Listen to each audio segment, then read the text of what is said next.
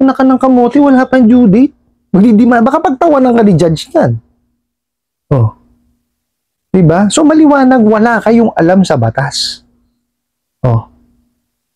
Diba? Paano nyo mapuprove sa small claims court? Oh. Na karapat dapat nyo isampahan ng small claims yung yung kliyente nyo. Sige nga. Oh, hindi nyo masasagot yan. Kasi mga tanga kayo. May nagtanong sa akin, magandang gabi po, Boss Ray. Isa po ako nakahiram sa OLA. 2 days before due date, nangungulit na po sila. Nakiusap po ako na by 3 PM magsesettle ako ng payment para manahimik na sila. Pero hindi po sila mapakiusapan. Text nila ako ng text ng kung ano-ano at mga contacts ko na hindi naman kasali sa ref ko. Nag-email po sila sa akin na mag-file action po sila sa akin ng small claims. Pupuntahan daw po nila ako kasama ang mga pulis. Ano po ang dapat kong gawin? Okay, maraming salamat po sa panibagong katanungan na pinadala niyo po sa akin. No? At bago ho natin sasagutin, imbitahan ko muna sana kayo na pakisuportahan po sana yung aking mga social media accounts sa YouTube, Facebook, and TikTok. Alright. Ang unang-una nyo hong gawin is pakalmahin nyo muna yung sarili po ninyo. No? Kumbaga, huwag nyo muna siyang isipin. Bakit to, no? Kasi ganito yan eh.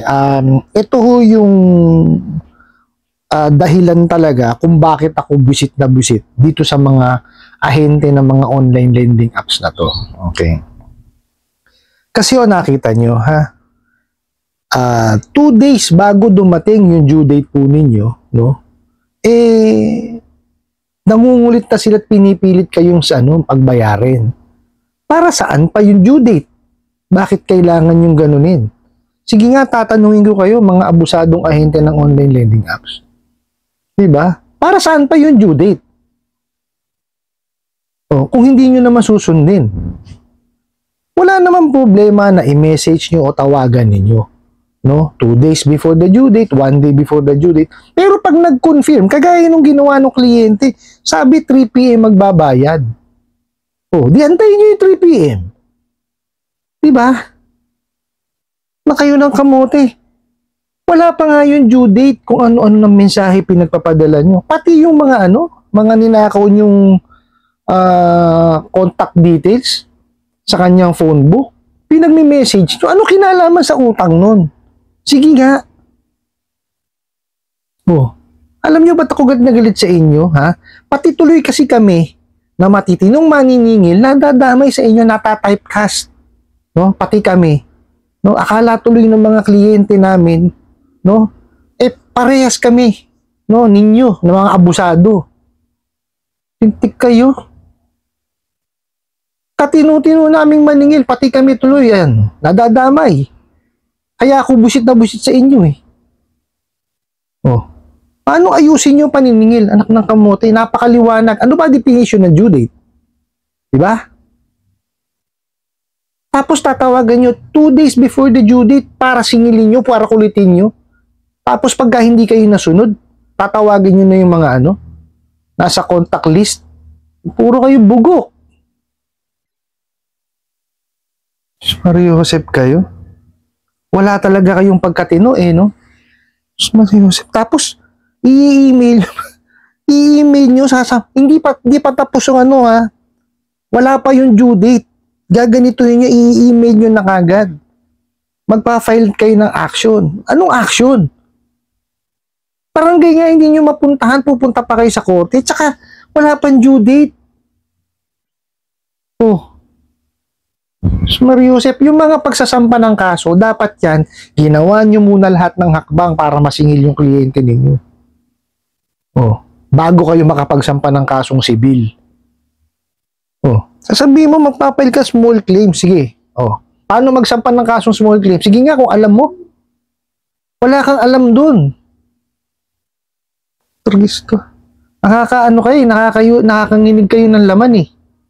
No? Tingnan nyo yung ginagawa nyo sa mga kliyente ninyo. Tinotorture nyo yung isip. Tingnan nyo, binabasa ko lang yung mensahe. Nararamdaman ko yung niya eh. Yung takot niya. Kaya ano una kong sinabi? Di ba, magpakalma kayo? Kasi tinatakot niyo eh. Masyado yung ginagawa niyo panghaharas. Harassment lumalabas yan eh. Alam niyo kung bakit? Kasi wala pang due date. Kung ano-ano na pinagagagawa niyong paniningil. O na hindi naman, actually hindi nga paniningil yung ginagawa niyo eh. Panghaharas talaga, pananakot eh. Diba? Hindi ko ganyan ng paniningil eh. Diba? Kagaya sinabi ko kanina, wala akong problema. Tawagan nyo 2 days before the due date, 1 day before the due date. Just to confirm and para lang paalalahanan. Diba? Pag sinabihan ka ng petsa, sinabihan ka ng oras, antayin mo.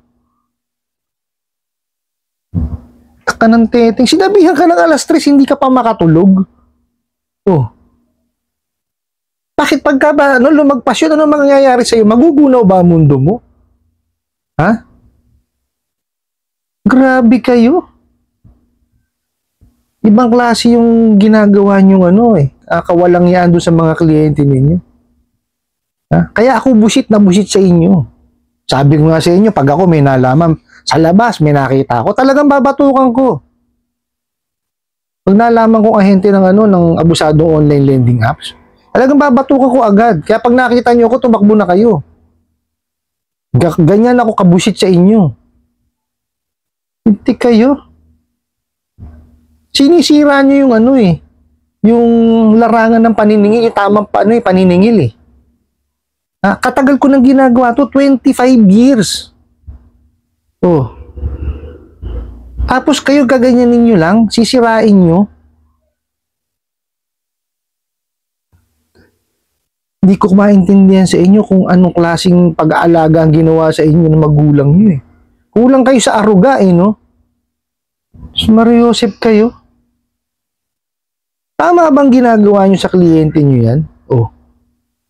Hindi, kayo mismo nagsasabi pag nagpapadala kayo ng mga mensahe. Diba? Hindi na kayo sinasagot. Oh. Diba? Hindi sumunod dun sa kayo gumagawa ng paraan eh. Nakita nyo, 2 days prior to due date, sisingilin mo.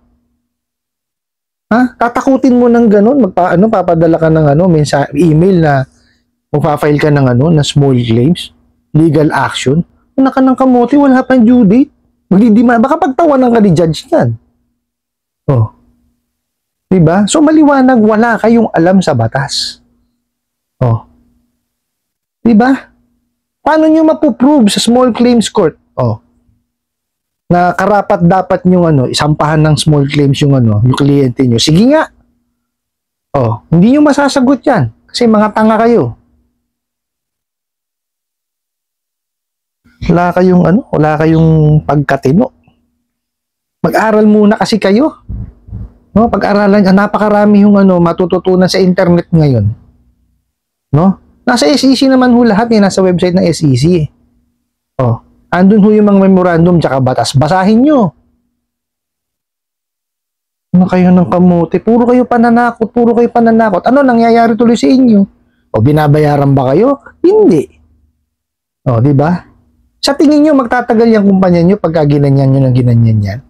O, hindi naman po pwede puro palabas lang kayo ng palabas ng pera. O, bakit? Unlimited ba pera ng mga amo nyo? Hindi O, pag wala kayo nasingil, malamang yan. O, di pala malamang. Sigurado magsasara yan. O, sino una mawawalan ng trabaho? Kayo.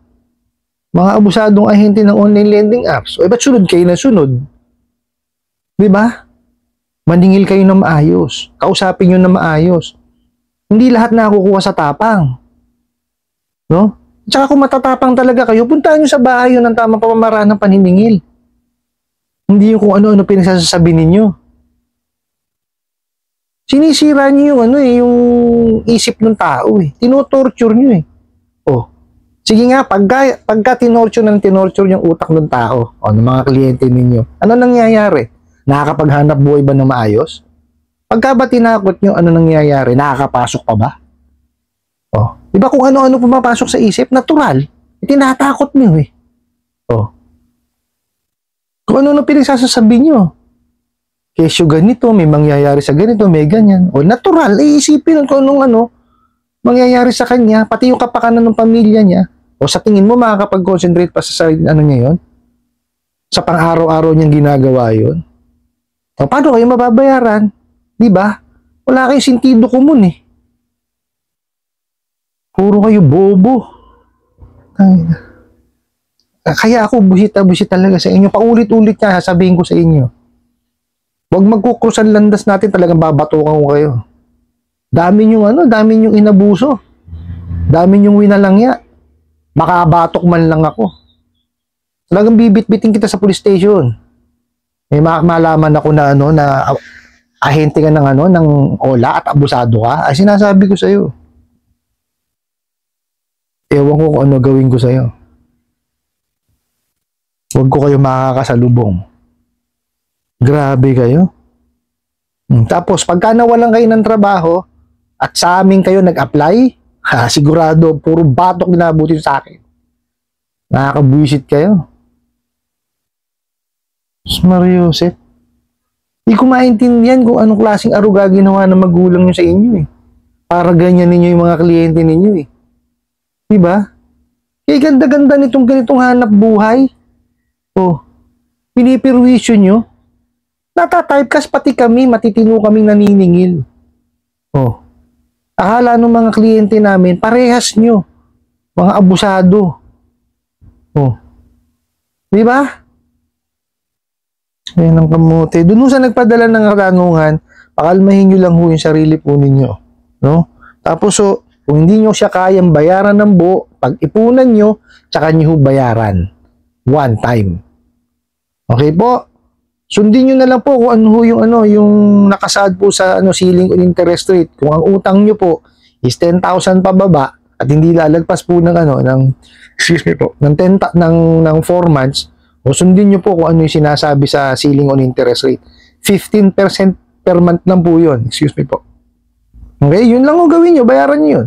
O for example, na-late kayo ng 1 month, o dagdagan nyo po ng 5%, base ho dun sa sa nahiram po ninyo. Ganun lang ho yun. No? Huwag mo niyong intindihin yung mga bugok na yan. Hindi naman nila ho kayang gawin yan eh. Mga takot yan eh. Mga duwag yan. Hindi nga makatungtong sa inyo. Tapos, kung ano-ano pinagsasasabi. Hindi nga ho alam yan ang ibig sabihin na small claims. At hindi ho alam yan. Alam kung ano yung proseso ng pagpapail ng kaso ng small claims. Galing-galing. 2 days before the due date, magsasampa ka na ng kasong small claims. Kagaling mo. Sira ulo ka. Huwag ako. Makakanginig ka ng laman. Mabasa ko yan kanina. Gustong-gusto ko nang gumawa ng content. May trabaho lang ako eh. Anong teteng ka? Mariusip. Basta yung nagpadala ho ng pakalmahin nyo, bayaran. Ganun lang ang gawin ninyo. Kasi hindi ho titigil yung mga bugok na yan. Ano po? Kung ano yung nakadue lang sa kanila, kung ano yung para sa kanila, na nakasaad po doon sa ceiling on interest rate, yun lang mabigay nyo. Kasi kahit magsampa ng kaso yung mga yan, meron ho tayong batas eh, nandun sa ceiling on interest rate, 15% per month lang eh.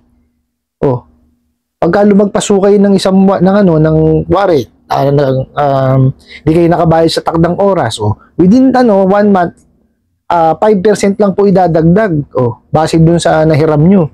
Yun lang ho idadagdag nyo. Tapos ang pinakaano pa dyan is hindi ho nila po pwede kung maningil ng pagkalaki-laki. Doble lang ho nung halaga nung inutang nyo po pwedeng singilin sa inyo. Ganun lang ho siya. No? Huwag nyo pinagpapapansin yung mga kalokohan yung mga bugok na online lending apps na yan. Naku po. I hope nasagot ko po itong katanungan na to at sana po yung makatulong. Maraming salamat po sa inyong walang sawang pagsuporta at panonood sa aking mga videos. Maraming salamat po sa inyong pag-like, pag-share, pag-comment at pagtatanong. And kunin ko na rin po itong opportunity na to na imbitahan po sana kayo na pakisuportahan po yung aking mga social media account sa YouTube, Facebook, and TikTok. Hanggang sa muli po. Yun lang.